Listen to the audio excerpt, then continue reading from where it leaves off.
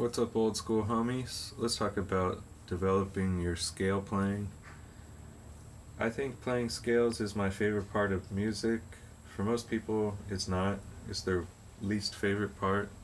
So I'm going to try to give you recommendations on why the scale can work for you instead of against you. Usually it's just misunderstood. Like, people don't want to realize that the scale is the building block of music. So, if you can already learn a song from someone else or learn some sort of pattern that a famous artist made up,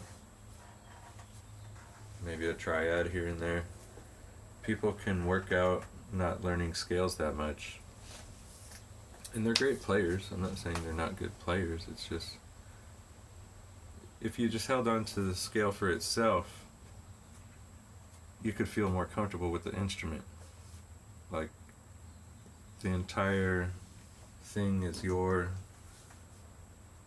database to make any sound you want at any time. And that's really the difference between practicing scales straight across and then practicing scales with different varying timing and the notes separated at different parts, held longer, shorter, rhythms of, repetitive notes.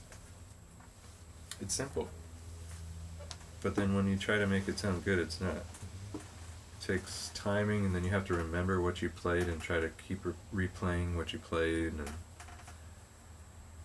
to remember to be rhythmic, remember to stay interesting and keep moving around. You can't just stay in one spot. And over time it takes its own course, and you're good at playing scales, and you can learn another scale. But the reason why you need to be learning scales right now is because it's good to learn one at a time, and then you don't have to try to make two different scales that you don't know meaningful. It's going to be hard to do that. If you want to play all across the neck and you're not good at scaling yet, then you're probably not going to want to learn two different scales at the same time while you're trying to develop jumping around whole steps and half steps and seeing what it sounds like. But do develop those skills on your own so that you don't sound like other people, in that way.